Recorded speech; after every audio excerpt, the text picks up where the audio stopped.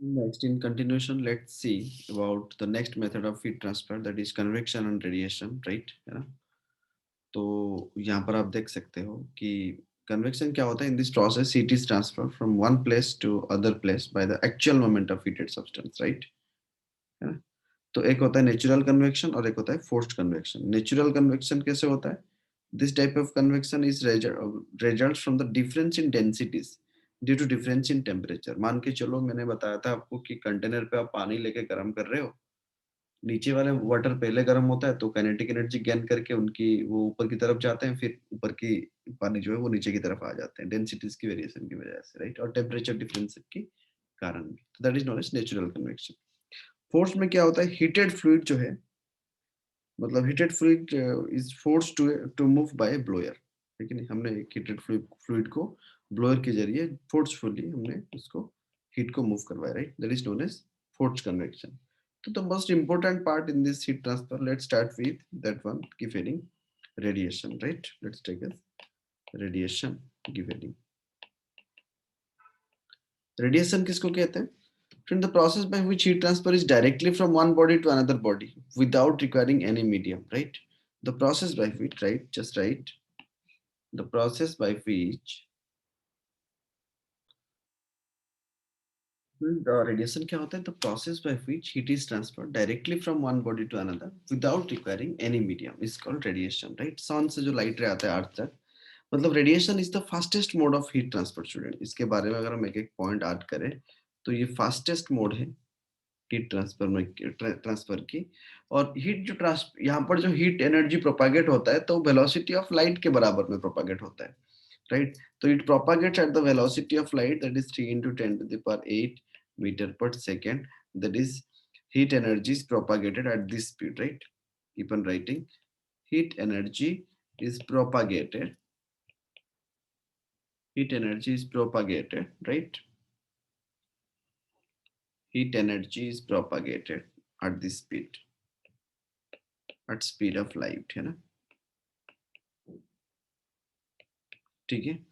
और यहाँ पर student, all the bodies radiate energy at all temperatures, right? At all the times. So radiation from a body can never be stopped. तो हमेशा कुछ ना कुछ हीट रेडिएट हो रहा होगा। And a body which observe all the radiation incident on it is known as perfectly black body. तो यहाँ पर एक चीज हमने ये करेंगे कि ये बॉडी किसको कहते हैं? Perfectly black body, right? A body which observes, a body which absorbs all the radiations, which absorbs all the radiations incident on it, all the radiations incident on it is called perfectly black body. It's called perfectly black body, right? It's called perfectly black body, right? है ना? तो कुछ important terms जानते हैं यहाँ पर इस chapter में रेडिएशन के बारे में, जो कि हमें काम में आएगा। What is absorptive power, what is emissive power, what is spectral emissive power, right? इन सारी चीजों के बारे में कुछ जानते हैं, right? So let's know some important terms in this chapter, giving important terms, है ना? सो पहले नंबर 1 पे आता है absorptive power, right? Absorptive power, उसको ए मान के चलते हैं। What is objective power students? Students देखो, objective power of a surface is the ratio of radiant energy observed by it in a given time interval to the total radiant energy incident on it. कितना energy उसके ऊपर incident हुआ और कितना energy उसने red मतलब observe कर लिया, राइट? उसका रेशियो को हम क्या कहते हैं? ऑब्जेक्टिव पावर कहते हैं in the same interval of time. And objective power for a black body कितना होता है? मैक्सिमम होगा, क्योंकि वो जितना ही उसके ऊपर देते हैं वो ऑब्जर्व कर लेता है। तो objective power for that is maximum, मतलब यूनिटी सेम हो जाएगा, जितना हमने इंसिडेंट किया उतना ही ऑब्जर्व कर लिया। तो उसी मेथड पर हम लिख सकते हैं ऑब्जेक्टिव पावर। अगर देखेंगे तो राइट, ऑब्जेक्टिव पावर, ठीक है, लिखो थोड़ा, जस्ट राइट। जो अभी बताया जैसे हमने कि objective power of a surface is the ratio of the radiant energy, ठीक है? आप यहाँ पर देख सकते हो, it is the ratio of the radiant energy observed by it in a given time interval to the total radiant energy incident, this is I, incident on it in the same time interval, और एक black body के लिए क्या होता है, maximum होता है, unity होता है, राइट है ना, अंडरस्टूड। नेक्स्ट चलते हैं नंबर 2 पे, एमिसिव पावर के पास। नंबर 2 पे की heading emissive power, right, EMISSIVE, emissive power, right. Emissive power को ई से जरिए डिनोट करते हैं। तो it is emissive power of a surface is defined as the radiant energy emitted per second, right. It is the radiant energy, it is nothing but the radiant energy emitted per second, radiant energy emitted per second, right students, per second, per unit area, per second, per unit area of the surface, correct है ना, ठीक है। और number 3 पे देखते हैं spectral emissive power क्या होता है, give heading spectral emissive power.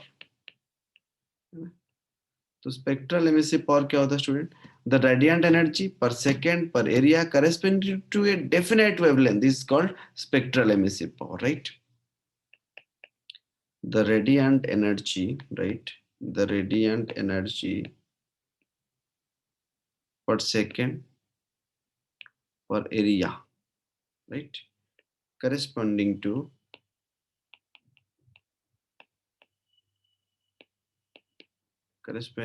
a definite wavelength, corresponding to a definite wavelength is called spectral emissive power. It's called spectral emissive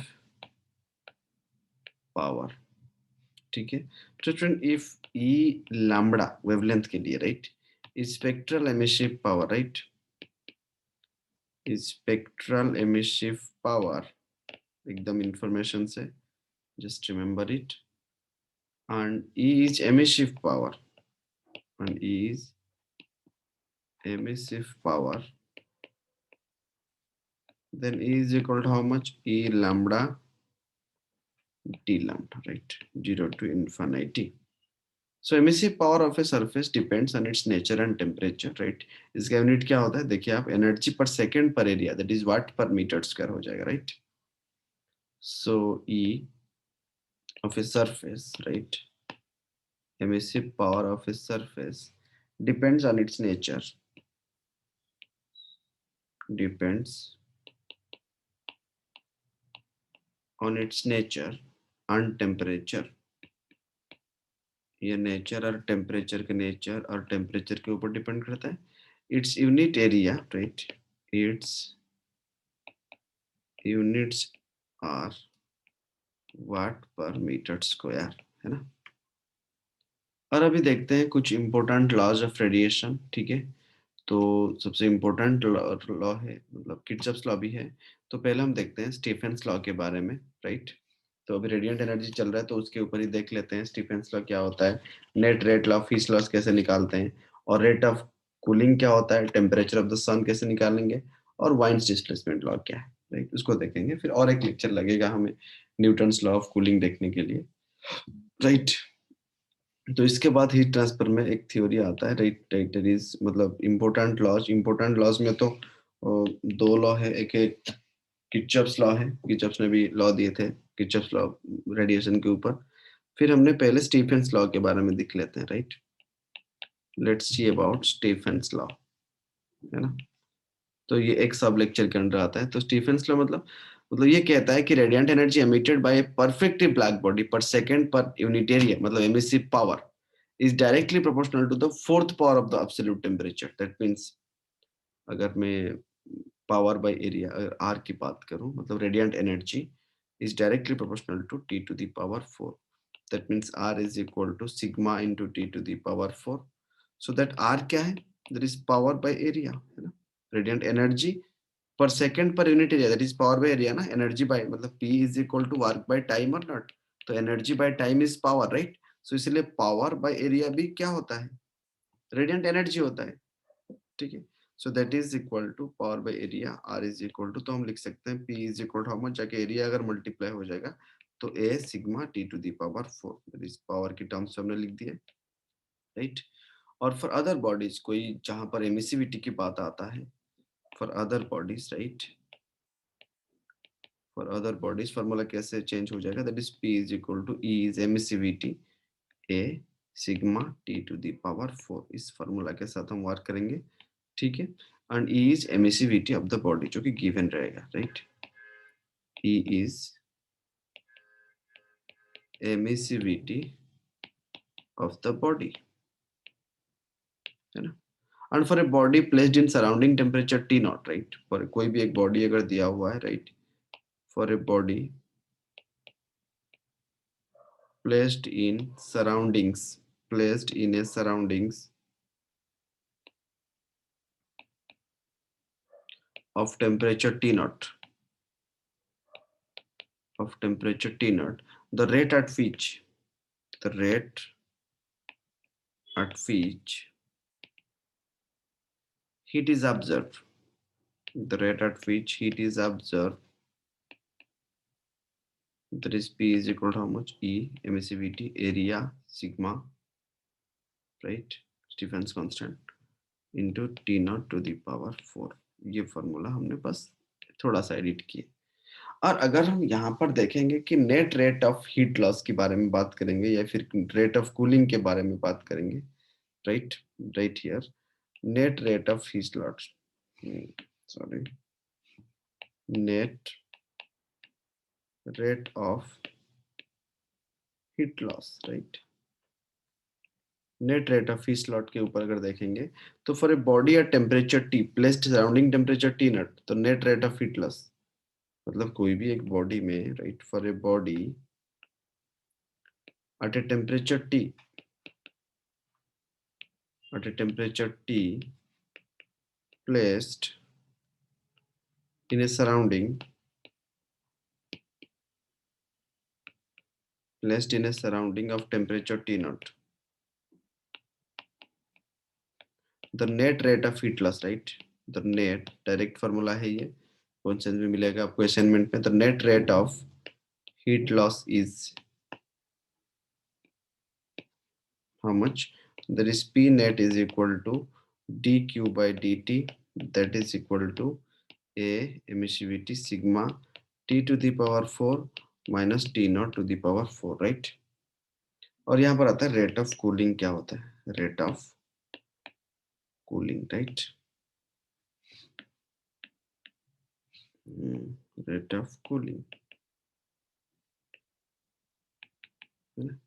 so if it is the rate of fall in temperature, right, it is the rate of fall in temperature, it is given by, right, it is given by, this is capital D is temperature with time, that is equal to A emissivity, Stephen's constant, specific heat का terms MC, M into specific heat, right,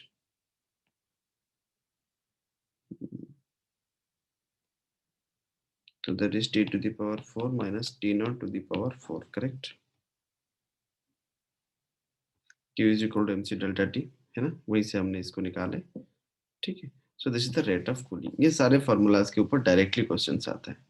अभी अगर हम देखेंगे कि temperature of the sun, अगर Stephen's law के help से हम टेम्परेचर ऑफ द सन निकालेंगे तो देखते हैं, चलो let's find the temperature of the sun with the help of Stefan's law, right, temperature of the sun, अगर हम टेम्परेचर ऑफ द सन निकालेंगे स्टीफेंस लॉ के कारण with the help of Stefan's law, so मान के चलो ये सन है, राइट, इसका रेडियस आर है, द सन, और यहाँ से हमने कुछ पर्टिकुलर दूरी पर हमने अर्थ ले लिए, तो उनका जो डिस्टेंस है सेंटर टू सेंटर डिस्टेंस जो हमने लिए हैं, that distance is r, right, and this is the earth, correct, and intensity at a distance r from the sun, earth, if the T is the temperature of the sun, sun का temperature T है, total energy radiated per second, right, यहाँ पर total energy radiated per second, that is equal to sigma t to the power 4 pi r square, right है ना। ठीक है, तो ये है मेरा टोटल एनर्जी रेडिएटेड। अगर हम यहाँ पर सोलर कांस्टेंट की बात करेंगे, so that is I intensity is equal to S, मतलब solar constant, so that is equal to how much, sigma T to the power 4, और अभी आ गया आर स्क्वायर, देख सकते हैं हम यहाँ पर, divided by radius of the earth, small R जो लिए है, राइट, दिस मच। एंड इसका अगर वैल्यू पुट करेंगे तो finally S is equal to how much, 1.4 kilowatt per metre square, right है ना। तो यहाँ से अगर हमने टी को निकाला, अगर हम टेम्परेचर को निकालेंगे सन का, तो that is R square, radius of earth, radius of sun square, into S by sigma, नीचे आ गया, to the power, T to the power 4 था ना, तो क्या हो जाएगा, टू दी पावर 1/4 हो जाएगा, राइट। इस फॉर्मूला से भी हम टेम्परेचर निकाल सकते हैं। उसके बाद एक स्टूडेंट्स आता है और एक लॉ यहाँ पर रेडिएशन में, वाइन्स डिस्प्लेसमेंट लॉ, बहुत कुछ ज़्यादा डिफिकल्ट नहीं है ये, फिर भी सारे जानकारी रखना जरूरी है, right. Next, right, Wien's displacement law, give heading Wien's displacement law.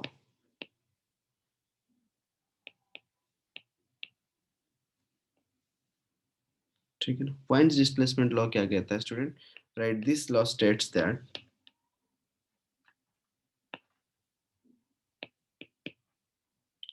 this law states that the wavelength, this law states that the wavelength corresponding, the wavelength corresponding to maximum intensity, corresponding to maximum intensity, right, for a black body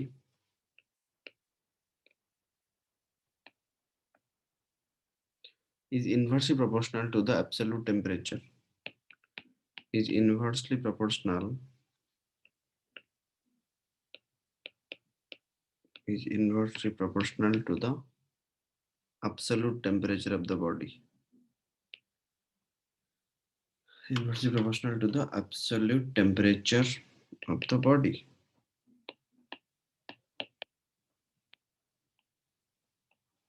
ठीक है, उसका मतलब students ये है कि wines constant एक है, lambda M is equal to P by T, inversely proportional, जो प्रोपोर्शनली कांस्टेंट बी है, और बी का वैल्यू है 2.898 इंटू 10⁻³ metre wavelength kelvin, cross multiply हो जाएगा, is a constant known as Wien's constant, right. इसको क्या कहते हैं, वाइन्स कांस्टेंट कहते हैं, राइट है ना। तो यहाँ पर आप देख सकते हो lambda max into T is constant B, ठीक है। तो अगर हम लैम्बडा मार्क्स टी कांस्टेंट है तो ये भी ले सकते हैं, lambda 1/λ2 is equal to T2/T1 हो जाएगा, राइट। तो जहां पर वेवलेंथ बढ़ा तो टेम्परेचर घटा, तो उसको अगर हमने ग्राफिकली दिखाना चाहेंगे कि कैसे वेरी करता है, तो आप इस तरह दिखा सकते हो।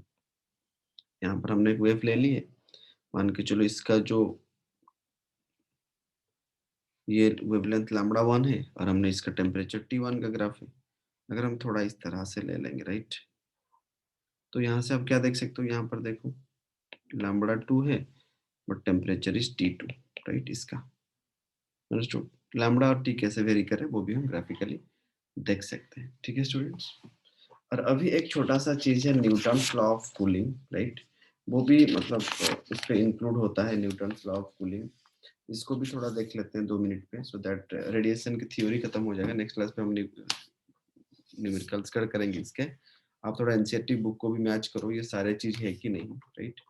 Next keep reading just Newton's law of cooling, सारे इंफॉर्मेशन दिमाग पे रखो, सारे रिकॉर्डिंग रह जाता है, नोट्स भी, ठीक है। आपका काम है इसको कंप्लीट करने के बाद एनसीईआरटी के क्वेश्चंस करना, असाइनमेंट करना और टेस्ट अपियर करना, ठीक है। So student, Newton's law of cooling क्या कहता है, if temperature T of a body is not much different from the surrounding temperature, मतलब एक बॉडी का टेम्परेचर टी है, body temperature is T let, right, and surrounding temperature जो है, surrounding का जो टेम्परेचर है वो क्या है, T naught. That is much not that much different, right? So then the rate of cooling of a liquid is directly proportional to the difference in temperature of the liquid and temperature of the surrounding, right? अगर बहुत ज्यादा नहीं है तो कोई भी एक liquid की न्यूटन्स लॉ ऑफ कूलिंग कहता है कि rate of cooling, right, rate of cooling of a liquid, rate of cooling of a liquid is directly proportional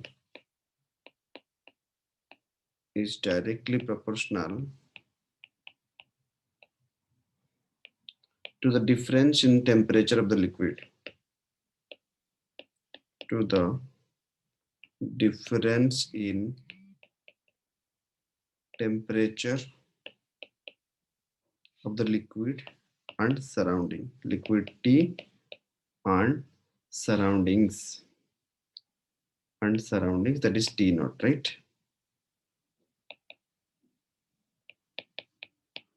You know? So that is right, rate of cooling that is dt by dt is proportional to T minus T naught. So that is minus dt by dt is equal to 4 epsilon naught A sigma T naught Q by mc into T minus T naught. Just keep this formula. और उसमें क्या क्या notation use हुआ है student, देखो m जो है mass of the body, right, m जो है वो मास ऑफ द बॉडी है, c क्या है, स्पेसिफिक हीट, a क्या है, area of the surface, a is area of surface और सरफेस एरिया, और यहाँ पर जो स्मॉल ई है वो क्या है, ऑलरेडी आई टोल्ड यू एमएससीवीटी है ना, पढ़े हम अभी दैट इज एमएससीवीटी। अगर इसको देखेंगे कि मतलब अगर इसको ग्राफिकली ड्रा करेंगे तो टाइम के साथ टेम्परेचर कैसी वेरी करता है, तो इट विल बी एक्सपोनेंशियल, यहाँ तक आके रुक जाएगा। और ये जो टेम्परेचर है कहाँ पर, सराउंडिंग का टेम्परेचर एक बार पहुंच गया तो फिर दोबारा क्यों होगा ये सारी चीजें, ठीक है। तो अगर कॉन्स्टेंटली देखें तो D T by D T जो डिक्रीज कर रहा है दैट इज इक्वल टू एक कॉन्स्टेंट ले सकते हैं alpha T minus T not, बाकी जो एक्स्ट्रा चीज आया वो एक पर्टिकुलर चीज के लिए अगर हम मान लेंगे तो दैट इज कांस्टेंट, तो minus D T by D is equal to alpha into T minus T naught, ठीक है, अंडरस्टूड स्टूडेंट्स। तो यहाँ पर अगर हम देखेंगे एक चीज बता देता हूँ कुछ इंपॉर्टेंट पॉइंट्स के टर्म में, अगर हम फाइनल निकालेंगे T F is equal to how much, T naught plus initial जो टेम्परेचर था minus T naught into exponentially decrease करेगा minus alpha T, T I जो है वो इनिशियल टेम्परेचर है, T I is what, initial temperature, right, and T F क्या है, final temperature, कितने टाइम के बाद, टी टाइम के बाद, that is final temperature after time T, है ना।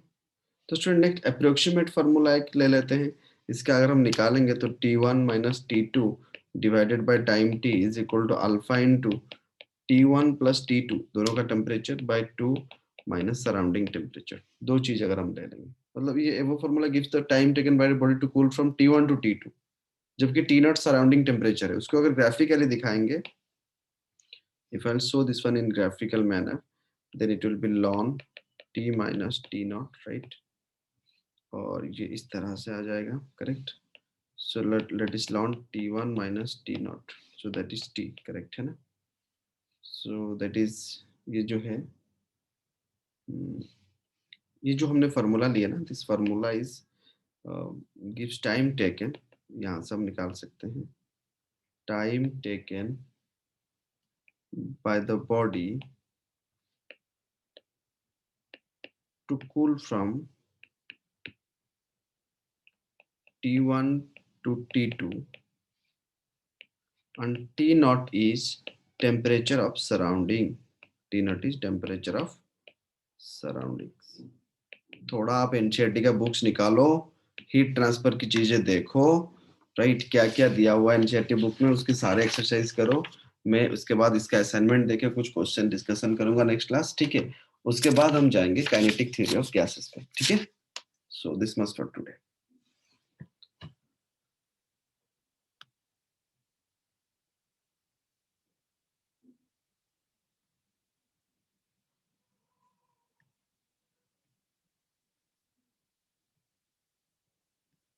लास्ट पार्ट मध्ये रेकॉर्डिंग येईनी नाही?